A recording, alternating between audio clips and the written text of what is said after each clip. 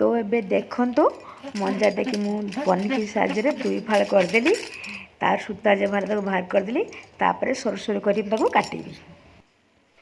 Hi friend नमस्कार जय जगन्नाथ अनिमा official YouTube channel को अपन समस्त को स्वागत। तो आपण मैंने कहतु समस्ते केमती अच्छा भलर अच्छा तो भलर अच्छे मैंने बहुत भल कथा आपण मैंने भल अच्छे मैंने मुझे बहुत भलर अच्छी। तो आज रेसिपी मंजा बेसर राई। तो चलतु डेरी कहीं मंजा बेसर राई आरंभ करदेबा। हाँ ता पूर्व आपड़ जब मेरे चैनल नुआ करेंगे प्लीज गोटे सब्सक्राइब करेंगे कमेंट देवे और लाइक देवे। तो आगक मुझे बढ़ी तो आपण सपोर्ट मोर निहाती आवश्यक तेणु प्लीज प्लीज प्लीज आपड़ निहाती सब्सक्राइब कमेंट लाइक देवे।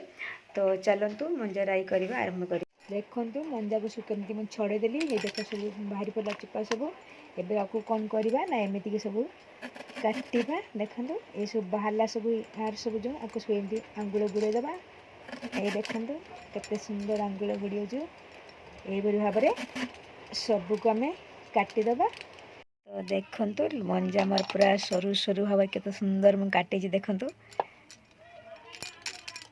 आपर कौन करा लुण कि पकईदेवा तर लुण पकई भल भाव में गोड़ेदेवा गोड़ेबार लुण पकड़ा माने कौन ना यहाँ टे आम नरम टी हम टे आहरी नरम हो मंजाटा से लुण पकई भल भाव में गोड़े आम कि समय रखीदे तापर जा पानी देकी धोईकी आम रांधिबा।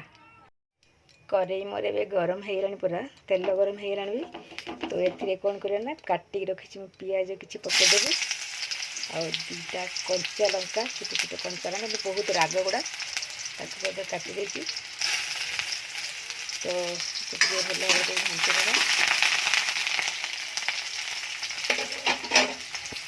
ना मंजा को मु पानी देके भल भाव में धोईदेवी लुण पकईदी प्रथम धोईदेवा धोईकी कौन करवा ना जो पियाज भाजुची से पकईदेवा।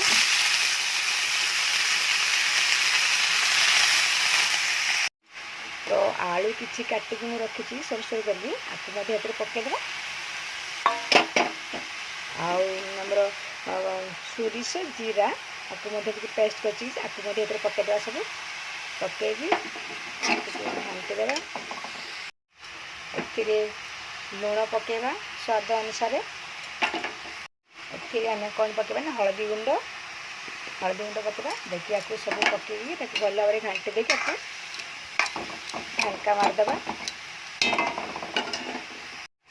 तो सीझीगलानी यहाँ सब मोर आपको अलग जगह काढ़ीदेवा काढ़ी आपको टे छुंक दबा टे तो ये आम छुंक दबा छुंक पाई कौन कर रसुण किसी छेचिकी रखी रसुण के तेल पकईदेवा आ कि दबानी रसुण देकी छुंक दबा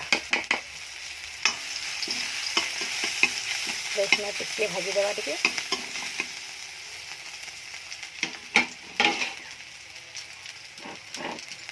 एबे आम मंजा को पकईदेवा।